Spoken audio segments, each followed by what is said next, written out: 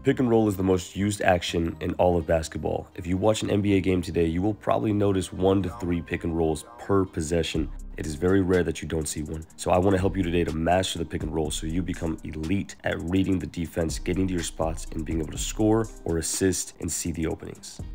Step 1 is to be able to shoot the basketball. If you can shoot the ball, it makes it impossible for the defense to make certain reads. They will always have to guard you because you are always a threat. So they will have to fight a lot harder to get through your screens instead of allowing you just to go through. So my number one thing is when I come off the screen, I want to score. You see the mid-range pull-up, you see the floater, or I'm going to get to the basket. But I want to come off the screen and I want to score. That is number one. If you make that your primary option, you will be a much better pick and roll player. Look to get to the basket, look to shoot the 3-ball, or look to shoot the midi. Now let's look at a couple live reads to see what I'm seeing in real time. You always want that defense to have to fight through the screen, so it's important to have contact. Peep the contact here as I come off the screen. I'm able to get nice and tight. The screener defender steps up, so the gap is there for my roller. Easy throw. I can dump it off to him, lead him to the rim, and he's able to finish this one. But what happens if the gap isn't there? Well, it's pretty simple. The screen is set, and the screener's defender doesn't step up high enough. So you just shoot the mid-range jumper.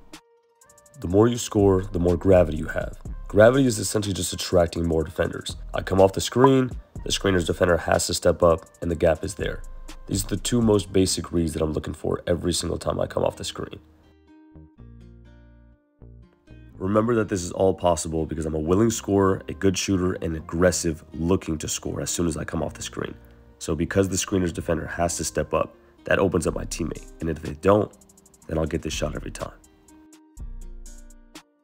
Now this possession coming up is probably the most important thing you'll learn about the pick and roll. It's called the tag man. I'm going to break it down for you so you can see how I was able to get my corner shooter wide open. Okay, let's break down who's who. So here you see red arrow. That's my defender. The screen is coming, and as soon as the screen is set, you'll notice green arrow, and that's my screener's defender. And the man of the hour in the orange arrow here in the corner. This is the man I want you to pay attention to. When I come off the screen, my screener dives hard to the basket. The tag man's job is simply to tag the roller and then get back to his shooter so his teammates can get back to the roller.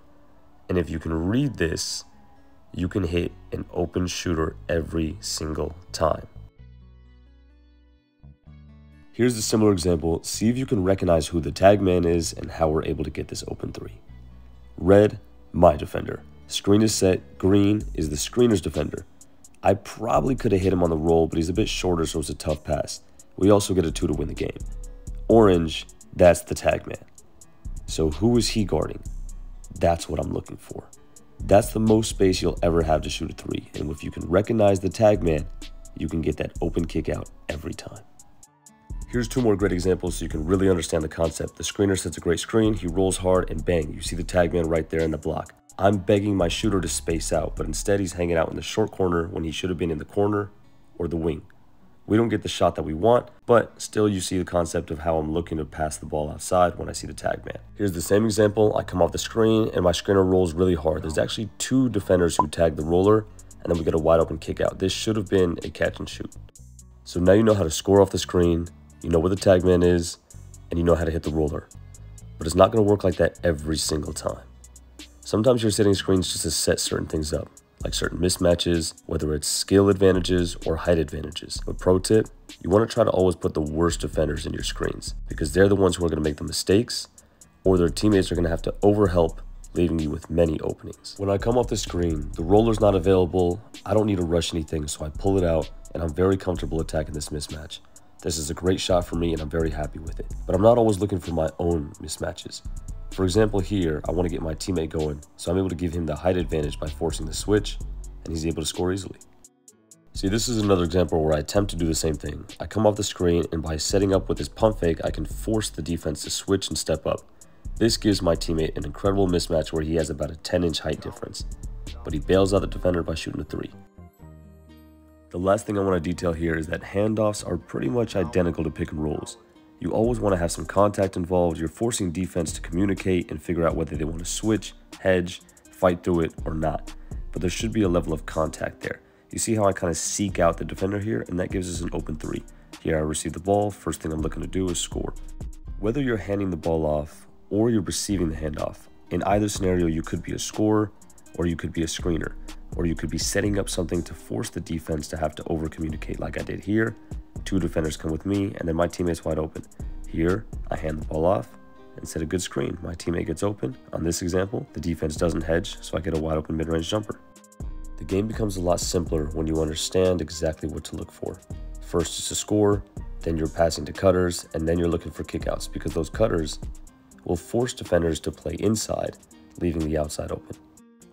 There's also a term known as KYP. It's the reason I don't rush this pass, because the defenders are more athletic here. KYP stands for Know Your Personnel. That's also why I handed it off to this player, because I know he's a good scorer and that he can make good decisions. KYP, Know Your Personnel, matters a lot. Who am I going to kick the ball out to? Who do I trust to make decisions? Where do I trust you to make decisions? Because certain players should have the ball in their hands under pressure, and some shouldn't. Some should only get the ball for open kickouts or open cuts, and some you have no problem trusting to come off of screens, to come off of handoffs, to make decisions. So it all depends.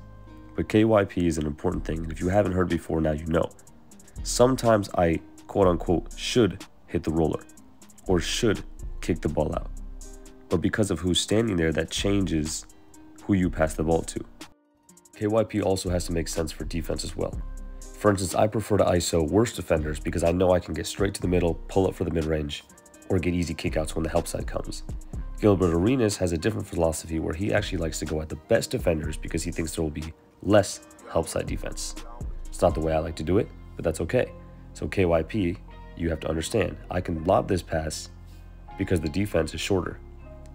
I can lob this pass because there's no tag. But when I come off here, I know I can get to the basket because of the defenders that are available. For instance, here I could ISO here because of who's guarding. It all matters in the scheme of who's there, your space, and who you can pass it to or who you can score against. So unfortunately, the reads won't be the same every time. But the more skilled you are, the better you'll get at this. You'll attract more defenders, and not only will you become more open, but your teammates will become more open, and you guys will win more games.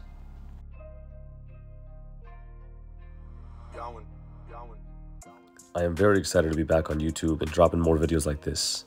One of the first videos that took off for me was a basketball IQ video. So this right here, I'm excited for. Today is all about pick and rolls and a little bit about handoffs, but we're going to be dropping more videos for you guys. Let me know specifically what topics you want me to cover, whether it's ISO scoring, scoring with limited dribbles, screening, defending, handoffs, post-ups. I'm more than happy to help. Let me know, and if there's anything specific that you see that you want me to break down, just timestamp it and let me know that you want me to break it down. I'm more than happy to. In a perfect world, I would like 2 things. 1, you to improve as an individual, but 2, you to make that help your team so you guys can win more games. If you haven't already hit that like button, do so. If you haven't subscribed, do so. And please let me know what you want me to break down next so I can help you to become a better basketball player.